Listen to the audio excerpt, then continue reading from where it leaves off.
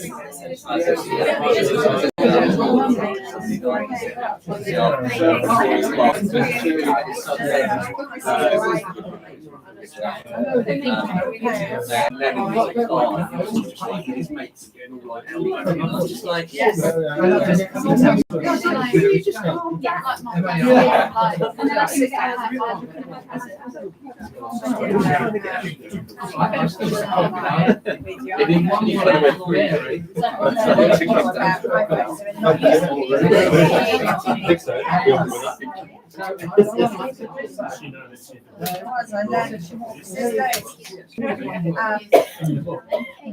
I think it's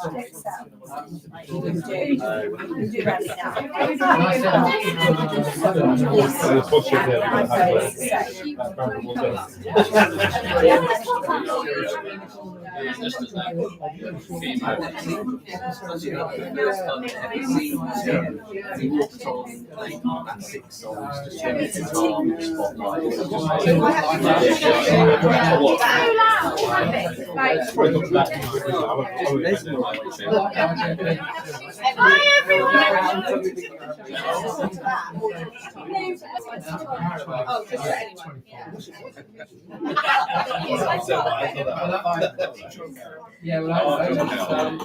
Hello, thank you all for coming this evening. As you can probably tell, we're not used to so many people being in our little space, but thanks to Scarlet, and we are very glad to have you all here. A small selection of her work and some collaborations on show that Tom, who is a much better interviewer and public speaker than me, has very kindly offered to ask Scarlet about. So thank you. Thank you. And I will hand over to you, if that's okay. Okay. Welcome everyone. Hello, they're out there in Radio Land as well, watching us online. What a brilliant exhibition, what a brilliant turnout here in Henley, and great that people can join us in places that are less nice than Henley around the world. The big thing that strikes you as soon as you come into this room, even though it's a relatively small room, is the real variety of styles and things that you've done. Is that something that's very important to you to kind of keep you interested and kind of? I think that I've been shooting for nearly 30 years, so I suppose as the years have gone on, I've got quite a lot in my, under my belt in terms of variety. And certainly I started off shooting more live stuff and then fly on the wall. And it seems actually, someone pointed out that I then seem to do more portraiture and studio work, but I still do some live stuff still. But yeah, there is a real mix over the years of different artists and different styles. But then I think there's a common thread as well, actually, in sort of what is drawn out of the sitter. And how important is their engagement of like some rock stars have a bit of reputation of being a bit difficult to work with and not the most kind of cheeriest of people, and some have equal. But does that make a huge difference to you in terms of how their attitude is like, oh God, another photo session, or they're really excited about it? I think they generally show up and they know that's what they've got to do. And a lot of the sessions I did were editorial, so they knew that a feature was being done about them. Or if it's a press session for them, then they're totally on board because it's for their own promotion. But it's very rare that you get someone who's super difficult. And I think the only time it really happened, I just thought, well, there's literally nothing I can do. If you don't want to do this, I'm not going to force you, But I guess focusing more on the positive of like, if you occasionally get an artist who's really excited about it and wants to kind of collaborate with you, is that nice? Does that happen very often, or is it just nice when it does happen? It's really nice because I think I like taking pictures where I haven't thought too much about what I'm going to do, and I do quite like bouncing off what I get from them, and where sometimes you don't even know where you're going to be doing the shoot. So, like for example, when I shot the Gallagher brothers, and that was in got some. And that was in like the corridors of the Scarlet, and you wouldn't imagine it. You'd think, well, it was a photo studio, and the same with the John Cale shoot. But arriving, that was at a record company just in the corridors, and you know, so you arrive somewhere and you're like, right, where am I going to do it, and how am I going to make it look its best? And that can also be on location as well. So, you know, the White Stripes in Toe Rag Studios. I mean, that's a really cool location. There's something very Alice in Wonderland about it. I don't know why. And then, you know, Blink 182, where they're sort of goofing around. And I guess it wouldn't be hard to do a boring No. 182 photo shoot. No, it's not. And the thing is, you know, it was great. They were supping on smoothies and had sunburn. And yeah. So I'm just taking pictures of how it was, you know. So, yeah. I know you were saying before, I guess people on the internet can't necessarily see live with us, but the Noel and Liam Yeah. were taken on the same day, the same shoot. They look quite different, obviously. So the shot we have here of Liam is one that is a collaboration with David Studwell, who's a brilliant artist, and he approached me. Actually, we got introduced via Emily, who owns Hyper Gallery,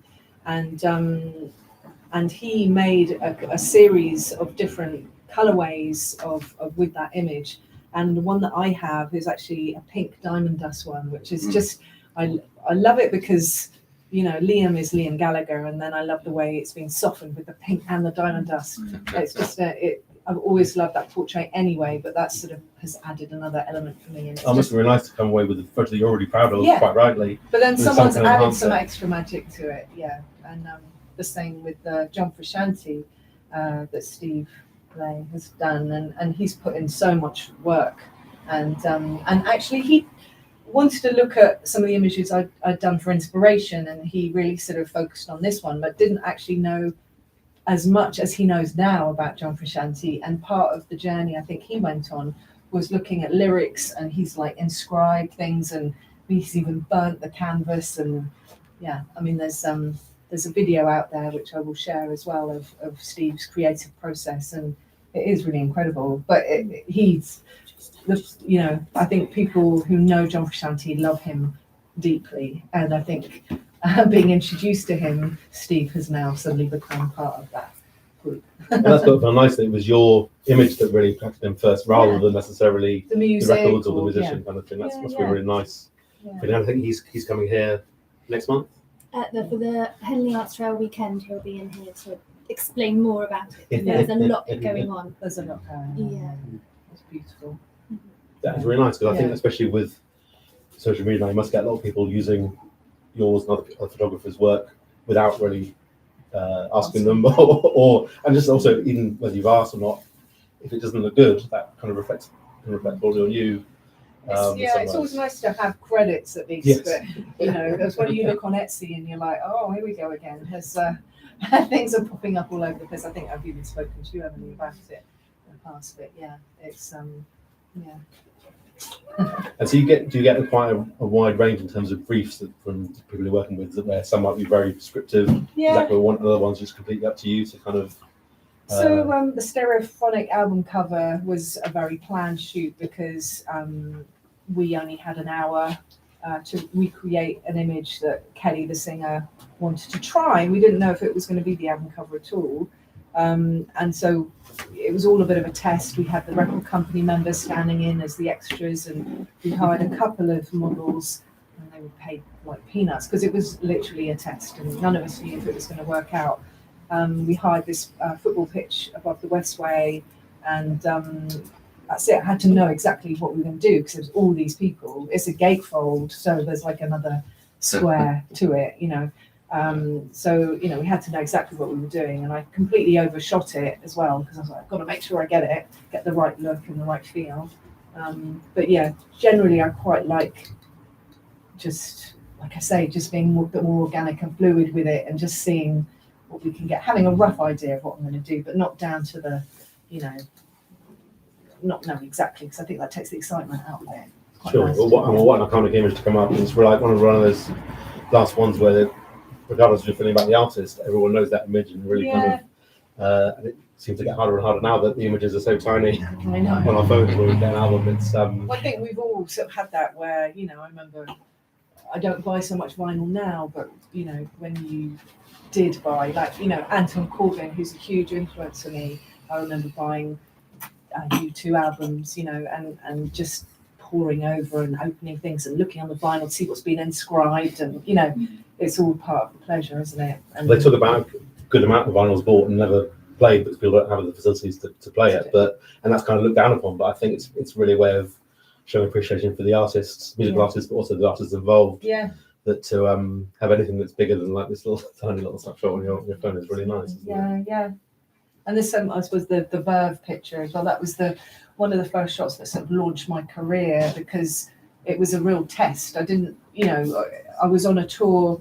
I'd self-funded to go out on this tour in America because I knew the tour managers of the headline acts, and one of the headline acts was the Beastie Boys, and their photographer, a guy called Ricky Powell, said to me, "Oh, you've got to come and see this band that's playing on the other stage called the Verve. They're from England." Like, that was a compliment. yeah, you know, they must be your family. Yeah. You know, so I said, "Oh, cool, yeah." I think I'd heard of them, but it was still quite early days, and he took me onto the bus and went, "You know, this is them. They're really cool. They're all very stoned, and it was a very rainy day, and I think there was a bit of interband sort of." Sort of problems. There was sort of a divorce imminent, I think, and but you know, I was a very fledgling photographer, doing all sorts of weird things like cross-processing the film, bounce flashing with a fisheye.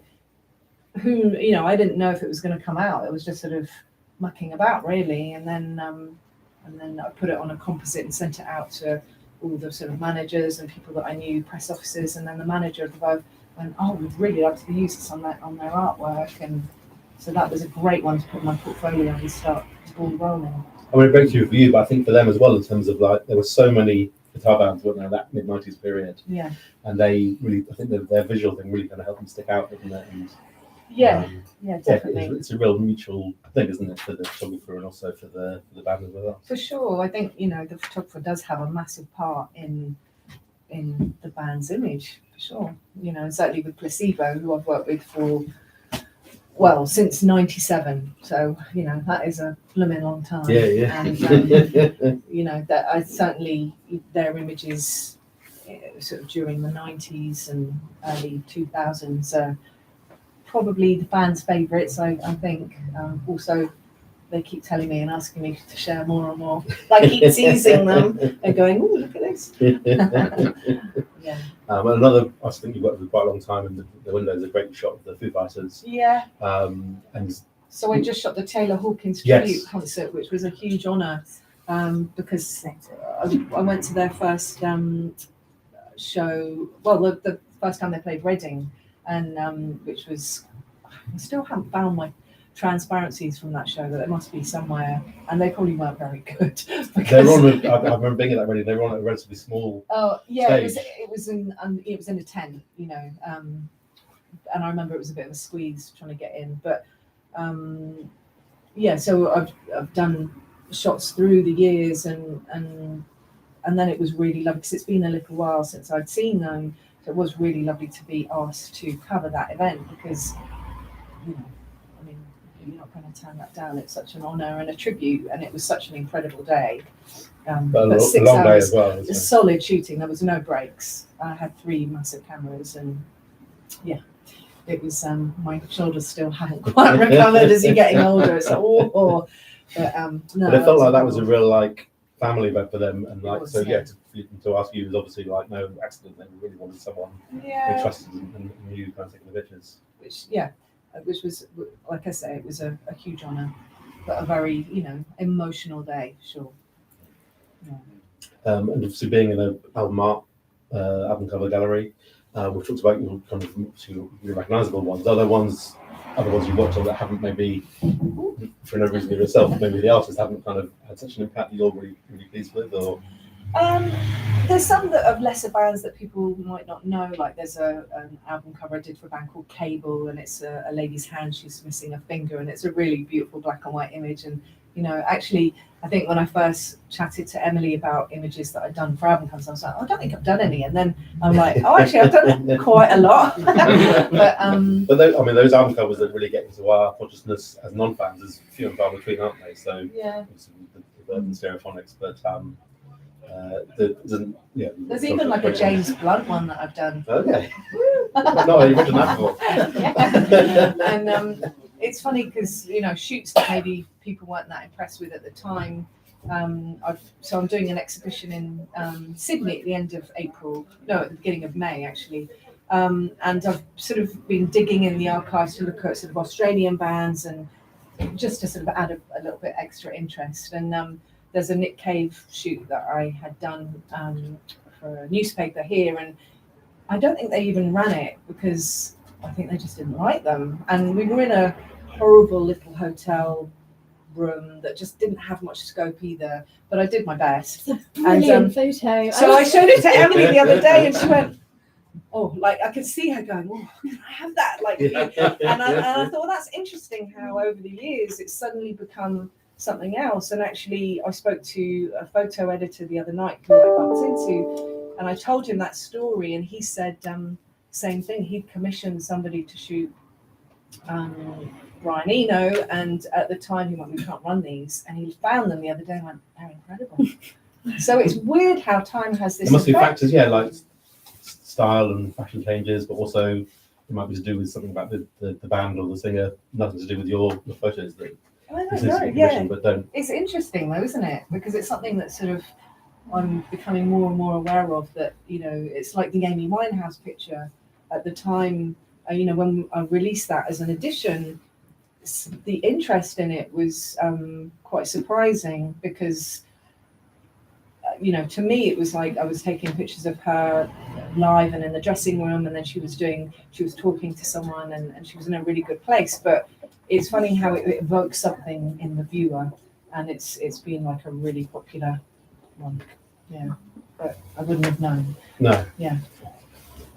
We have time for some questions. Yeah, definitely. If you could speak relatively loud so that the Yeah, I've been in too many To be photo heard pits. over the I heard over the traffic as well. has anyone got any questions for Scarlett? As if there would be questions for me instead. Well, maybe. I'm quite happy. Go to the toilet while Yeah, Scarlet, what Australian bands have you? Well, actually, the first picture so it's not an Australian band, but what made me start thinking about the connection to Australia was the first image I had published on the back cover of a magazine called Raw was of Chris Cornell that I took at the big day out in Australia. So I was like, well, that's quite interesting. I'm doing this big exhibition there, and did set me off before the boat. It was like that time. It was like that was my first published and got me in at magazines like music magazines in EMAP at the time. But I've shot some you may not know so well. Silverchair I did a lot of, and I've got some beautiful ones when they were just young boys, just in grotty venues, up and down the country.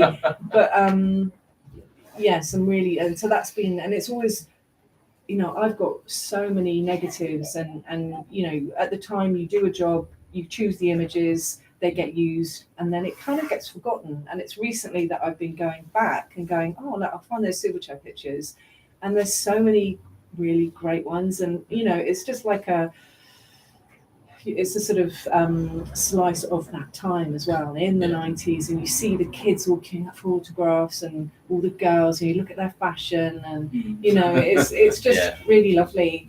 So then the Vines, and that was a session that really struck me at the time because he obviously had Asperger's, although I think everyone just thought he was a bit of a nutter and really difficult. And he was making a lot of faces and just behaving quite erratically. So, people don't really take too well to that, do they? But so as the years have gone on since then, I understand a lot more about Asperger's and autism, and I've actually done some shots for the National Autistic Society magazine, and I'm very sensitive to that now, and I look back on it and think, oh, that's really interesting. I remember also being on a flight with him just randomly, and he, as we were going into land, he got up and everyone was going, oh, so he did act quite sort of erratically and unpredictably. But those pictures as well, there's some really beautiful portraits of him and the band, and then Powderfinger, who were huge particularly in Australia. Not everyone knows them as well here, but and then Sonic Cave, and so there's that's been quite fun. Like, oh, who else have I done? Or shots that I've done in Australia. So I also toured with the Darkness for a year, and they recorded a video in on the Blue Mountains. It was very it was for Love Is Only a Feeling, one of their songs, and it was filmed in a very Guns N' Roses like helicopter while there's the big guitar solo. So I've been digging out some of those as well, including them because I'm going to Sydney, so which is near to there. So Thank you. So someone like Placebo, who you've worked with for, as you say, since 1997 and know very, very well. How much of a collaborative process is it? Obviously, you're the artist, you're the imaginator of the thing. But being a band, such an image-conscious band, how involved are they in terms of what they want you to shoot? I think they always trusted me, and so I would just offer suggestions or bring silly little props, like, you know, in the early days, things like lollipops and toy guns and, you know, the angel wings, and then Brian brought the cigarettes, and, you know, and then sort of, I mean, he has the most beautiful eyes, and so I was, you know, I had a friend who's a makeup artist, and she was working with me quite a bit at the time. So we just all worked together, and it just worked its magic. I don't know, you know, they are very photogenic band, and Brian particularly brought the attitude, and it was just about, I think that's the thing, a lot of the time it's just making them feel comfortable enough to just be themselves, and then you just capture those little moments in between. Scarlet, you mentioned negatives then, Yes. and I just wonder, I've personally been involved in a personal project where I've gone back to negatives that I've still had for years and years and years, and started scanning them in and realised how beautiful some of the black and white stuff particularly is, from, you know, old-fashioned capture of images to now it's digital. Have you found any difference in, I presume you now shoot with digital? So. Yeah, I mean, it took me a while to give in and move fully to digital, but I do love shooting digital now, obviously, and I have been since about 2007 fully. But the magic of, you know, like when I was at art college and the first time I got my own camera, and you know, it was fully manual, and you play around with like the shutter speed and the aperture, and go, oh, that's what happens, and, you know, force people jumping up and down, and force the speed of the film. and push. I mean, that's the thing. I would always push the film up to like 1600, 400 film, and then so processing it yourself and printing it yourself, and it's such a pleasure. But even now, digging out the old negatives and scanning them is quite magical. It is. It's just a time. It takes a lot of time. As Anya, who's been helping me, knows, who's been doing a lot of retouching, and actually, I feel like I've been calling it remastering, because I feel like we've been remastering a lot of images, and it is brilliant what you can do, and you can bring things back, and you can, you know, what we know now with Photoshop, you can actually enhance. I don't really like relying on Photoshop too much, or, you know, photoshopping images in that way where you're just sort of making something completely fake. But it is great to enhance and have people around me who can do it a lot better than I can. Do you think that now when you shoot digital, you can take you can just take a million pictures and choose the right one, whereas then you have to edit them. 36 exposures, and you have to be quite sort of careful about each one, really. So I remember going to a camera shop and inquiring about a new camera, and I said, well, you know, I shoot a lot of live stuff, and she went, oh yeah, I do too, and, you know, it's great because you can just hold your finger down, it's 16 frames a second, so you're going to get the shot. And I'm like, what are you talking about? Like, this is just, you know, sacrilege. But the camera that I have, I mean, I've always used Nikon, and the Nikon that I have now is a Z9. It's a mirrorless. I just recently, in the last year, made the shift, and it is so good that everything is in focus. So and the files are huge as well. So not only is everything in focus, the files are huge. We edit, like, you take so many more images, and then you're trying to cull them, but you're still left with thousands. So that is tricky, Do but you it's, think that's you an know, advantage or a disadvantage? it's definitely an advantage because I'm not missing a thing. Whereas I'd say a year ago, I'd be in the pit and having to really overshoot to make sure that I did get. It was almost like I was shooting to make sure I got some decent shots, whereas now I don't have to worry about that Right, because my camera is not letting me down. Whereas before I was using something that wasn't fast enough, and it, you know, it's almost like being a sports photographer. Sometimes you really have to capture the Yeah. energy and Yeah. the speed of things. Thanks. I think that's we'll let everyone We've had enough enjoy now. the stuff. Can I just ask, do you have an artist alive or dead that you would love to shoot? Too bad I got that next. There's quite a few. I nearly got to shoot Prince actually, and that would have been incredible. Yeah. Although probably really scary. Yeah. And you know, I would still like to shoot someone like Madonna or Lady Gaga. Again, Well, I've shot Lady Gaga, but only but no, yeah, not like my own session. That's always more special, I think, when you have your own one time. Yeah. But there are loads, you know, there's other bands, actually lots of Australian bands that I want to shoot. I keep putting it out there. Tame Impala, Corny Barnett, love to shoot St. Vincent as well. Just there's some incredibly visual, amazing people that I've still, you know, but I would be scared. And every shoot I do, I always feel a bit beforehand, you know, whoever it is. But I think that's just a healthy thing that keeps you in check. Yeah. I was going to say, I think Janis Joplin would have been an amazing person to shoot. Yeah, when did she pass away? I wonder, was it even 1972. before I was born? And I've been alive a long time. I It would still, have been good. I mean, People do ask me, like, have you shot Jimi Hendrix? I go,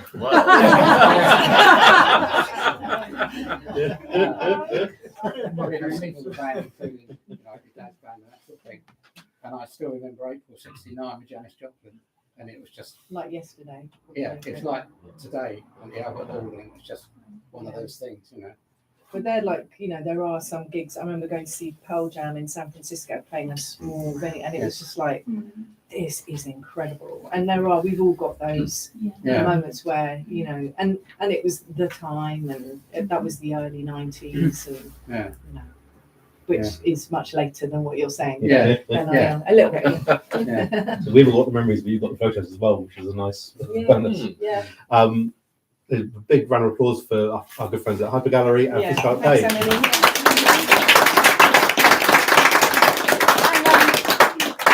thank you, Tom, for doing that so last minute. You asked questions or that got things came out that I wouldn't have been able to draw out of Scarlet. Having talked to you before, I would have probably just repeated tired questions.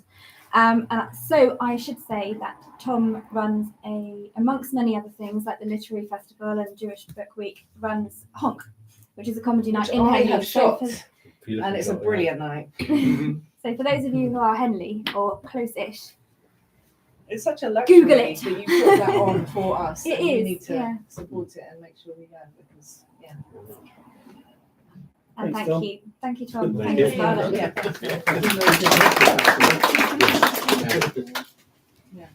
Thanks, everyone. We'll go to the loo or get another drink. Okay.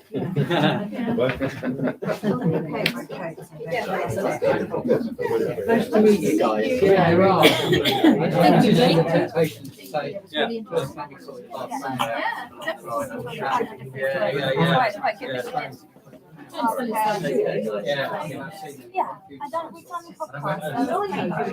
There's a lineup. You got a card? I've got one of those. Yeah. Yeah, brilliant. Thanks so much. Nice to see you. Glad you be here. Yeah, you like to meet